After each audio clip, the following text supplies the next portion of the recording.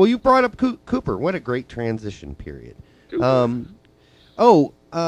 Yeah, because there's a big article. Oh, big. I always say big. Why do I do that? Anyhow, Matthew Doyle, who Any soccer article is big. it's all big. It's all big. Matthew Doyle wrote an article for Armchair, as he is the armchair analyst. He didn't write it for the armchair analyst. Saying his articles are top notch usually. Doyle, I like his articles. Terrible. Yeah, but they've been all top notch. Yep, for MLSsoccer.com. Even though the S in MLS stands for soccer, so it's Major League Soccer, soccer.com. They'll fix that at some point. I know they will. Anyhow, he says Cooper back in U.S. player pool. My first thought is, not yet. But then my second thought is, well, who else we got? I mean, Wando, I guess there are a lot of younger guys too.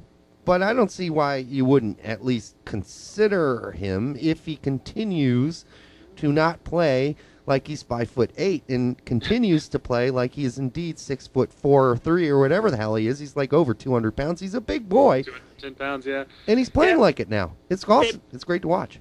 And that's the thing. You know, I certainly think if he continues to score the way he is and play the way he is, he's certainly going to be on Klinsman's radar. Mm-hmm. Just the same way that Hercules Gomez and Wondolowski are on his radar. Yeah. Hopefully, Klinsman makes the calls to bring in the players who are currently performing. I'd rather have strikers on my qualifying list that are scoring goals in their respective leagues, rather than potential players who have a bit of flair behind them. Yeah. Right. In all honesty, I have to agree with Matthew on his description on how Cooper's played in the past, and how he's playing now. He basically mentioned how in the past Cooper would, shrink off to the sides of the fields and try to catch the defense on the splits, and rather than playing like a true target striker, because that was the biggest complaint always about Cooper, is that he's a big striker that plays like a small striker. Plays like a wussy is actually what his former Portland employers said. I mean, they didn't say it word for word. Maybe Cooper took that to heart, and that's why he's performing the way he is. And maybe a guy like Baca told him, you're gonna play for this team? You want to play? If you want to play, then you're going to have to actually play like you have a pair, and play like you are a big 6'4", 200-pound man, and don't play like a 5'7", ballerina. We don't want a ballerina. We want a guy who's going to sit in the middle and play like a target forward. And there was a reason why he got interest from Man U in his youth, and there was a reason why 1860 came out and got him. There was. He has potential. He certainly can play the game. He just has to play the game the way his body is built. Mm-hmm. He can't play like a small striker. He has to build. He's built like a big striker. He's 210 pounds. Right. I mean, he's heavier. I'm going to say heavier in a sense of muscle, but he's heavier than Josie. Mm-hmm. And Josie is learning how to play like a target striker finally, rather than playing the off-the-man striker. Right. Secondary striker, I guess you could say. Yeah. It's like Lionel Messi insisting on playing center back. It wouldn't work, but that's kind of what Cooper did his whole career. He insisted on playing the little man role, even though he's 6'4", and now he's not. He's had some good seasons in MLS. He started off okay at 1860. It's just, but he fizzled out. Yep. And now it's back, and he's finally learning that hey, I'm a big guy. I've got to play big. I'm gonna hold my defender off, my back to the goal, turn on him, and put a shot in the goal. Put the ball in the net. Yeah. In fact, I think Baca says here. He did actually say it has been mostly a verbal discussion now and then between myself and him about how to use his body. He's a massive guy.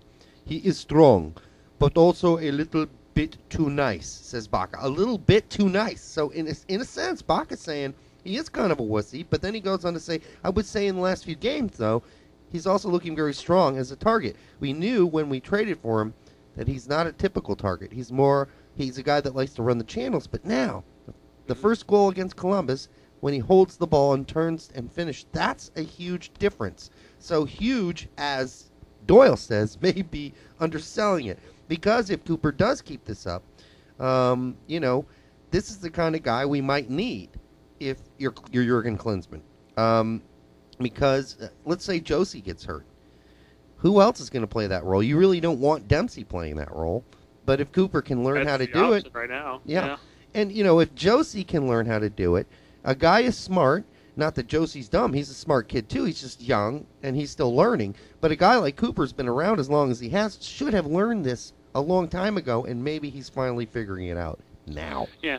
Do you think Bakke is trying to get Cooper a little meaner by going around New York kicking puppies?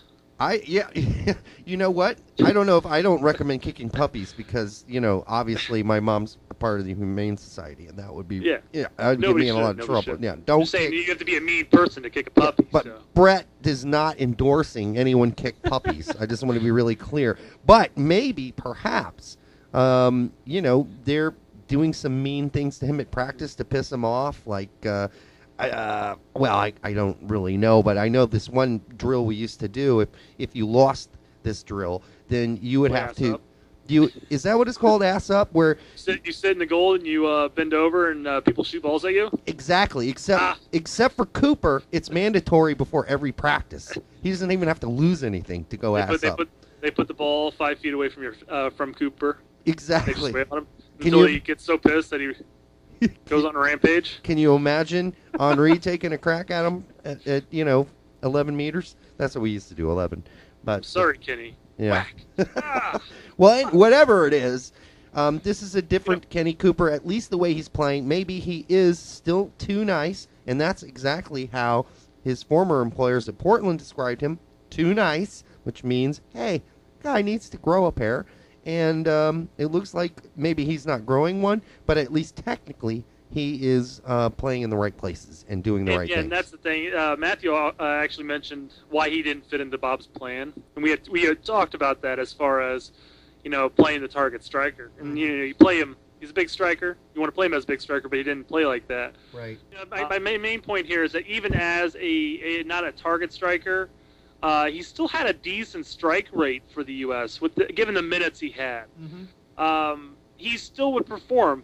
I'm just hoping that he's learned to use his body the way he should. The size that he is, he should learn how to use it, and I think you can be quite productive at the international level if he ever learned how to use that properly. Right.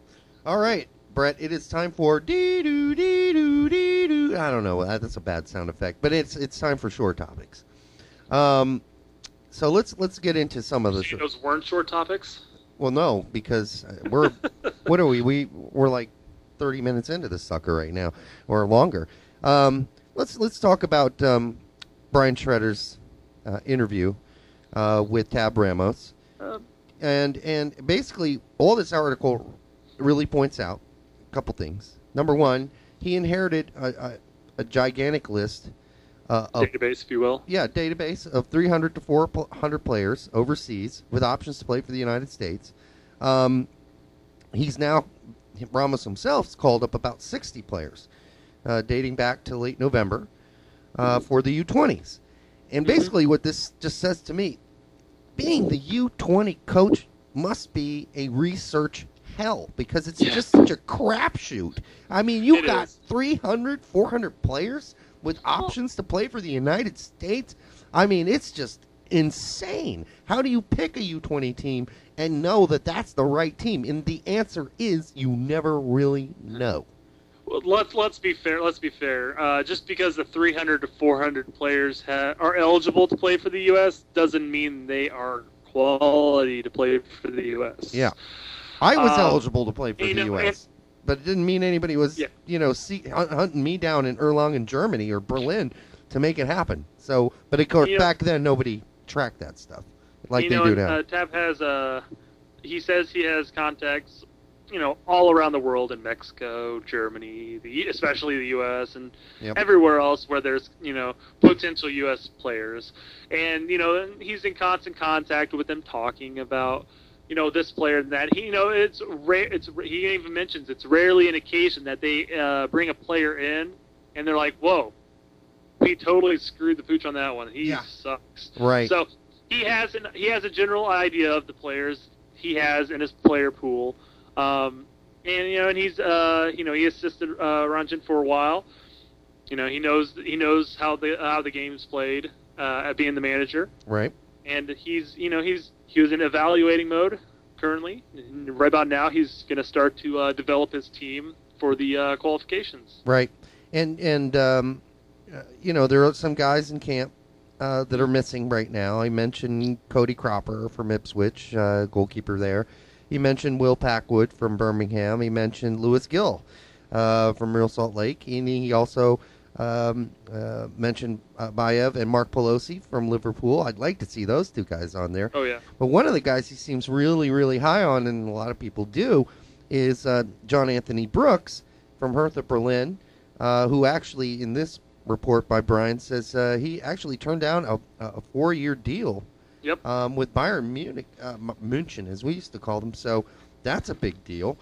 He stuck with his team to because he figured he'd have a better chance of getting playing time. Well, he's probably right. And then he does mention, sadly, there's a kid who what's it? It's Steve Potts. Yeah. Who's not going to be, or most likely will not be eligible. It says, regarding Danny Potts, it's my understanding that the paperwork is not easy as we thought because, well, what happened is his father was born in the United States, but he's English, all right, and then moved right on back when he was a young kid back to England. And so that doesn't, even though being born in the United States kind of makes you an American, according to at least eligibility standards, it doesn't clear Potts to play with the United States in any serious way. From what I understand, his dad simply didn't stay in the U.S. long enough for citizenship to automatically get passed down. Mm-hmm. And Danny's. Although you said Steve Potts was it, and that's his dad. Oh, I meant Danny. Danny Potts, right? It sort of threw me for a loop there, and I'm sitting here typing away on my computer. I'm like, wait, I thought it's Danny Potts of West Ham. Yeah. But yeah, and it's not a guarantee that he's not going to be able to play for the U.S. It's just it's not going to be an easy paper process. It's not looking good. It certainly is, and they're not very high on the chance that it's going to happen. So right. I think U.S. fans should just really accept it that he's probably not going to be repping the U.S. anytime soon. Right. And on the other hand, Adam Henley is an option, who plays for Blackburn, and they seem to be a little bit more upbeat that he will actually be able to pass all needed paperwork, and they're still rather hopeful that he can play for the U20s down the road. Although I understand that Wales is also in the picture for him as well. He's actually already played for them apparently, and so he'd have to make the one-time switch. And we don't really know a whole lot about these players. At least Henley has played full 90 minutes for Blackburn here and there. So we'll see what happens. I mean, he's really a player that I guess they're really high on. So, and that's my big thing as far as U20 evaluation is concerned. A lot of us fans really don't know the players, and we have to rely on articles from Brian and just general first-person evaluations on it. Yeah. Yeah. And we can sit here and say, oh, we're going to have a great squad. We've got a player from here and a player from there, and we've done that for years. And look where it's really gotten us. It's tough. It's tough to look at these U20s, these U17s, and say these guys are going to be stars. Right. It's yeah. It's tough to depict. Right. You just don't know.